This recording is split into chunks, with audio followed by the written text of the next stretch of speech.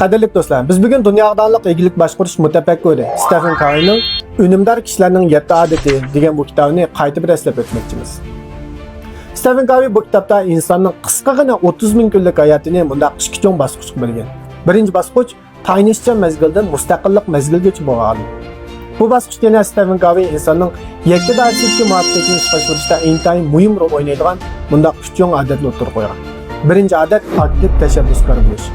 Aktiv tashabbuskor bo'lish deganlik bu hargizmi ig'izni to'lab qo'ygan quruq shior emas va yoki hamma ishga qarg'ulacha yetishilishni ham ko'rsatmaydi.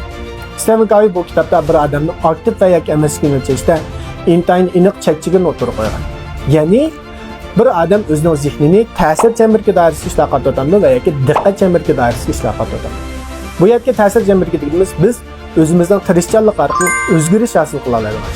Diqqat chamberga deganimiz biz o ishdan zararlana oladigan, qaqshay oladigan, hatto tillay oladigan, ammo o ishda hech qanday o'zgarish hosil qila olmaydigan ishlarni biz diqqat chamberga doirasida ishlar deb ataymiz. Shunga Stephen Covey bir odam aktiv tashabbuskor bo'lmaydi aytganmiz. Cho'qim barliq zehnimizni ta'sir chamberiga doirasiga ishlar qaratishni o'tirgan. Ikkinchi odat nishonliq ish boshlash.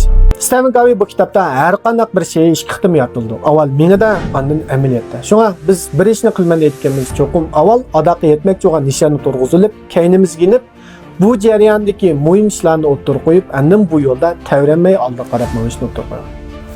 Uchinchi odat bo'lsa, muhim ishni boshlash. Stephen Covey bu kitobda vaqt boshqarish doir birinchi avlod, ikkinchi avlod, uchinchi avlod nazariyalarni tunishtirgan ham ularning kamchiligini ko'rsatib bergan. Oxirida cho'qim muhim ishni boshqa qilishdan iborat vaqt boshqarish usulini o'tirib qo'ygan. Xo'sh, undaq biz bayatdan deb o'tgan birinchi odat aktiv tashabbuskor bo'lish, ikkinchi odat nishonli ish boshlash, uchinchi odat muhimni boshqa qilishdan iborat. Bu uch odatni biz o'zimizningki amaliyotga ko'rsatsak, balki biz tayinishchan mezgildan mustaqillik mezgilga bexatar holda yetib kirib, ma'lum darajada yakka darslikka muvaffaqiyatni ishga oshira olishimiz mumkin. Lekin biz yakka darslikka muvaffaqiyatni ham bir baldoq yuqori ko'tarman, ham kollektiv muvaffaqiyatni qo'lga keltirman deyotganimiz ikkinchi bosqichni bilishimiz to'g'ri. Ikkinchi bosqichni tuyangi qismda so'zlaymiz.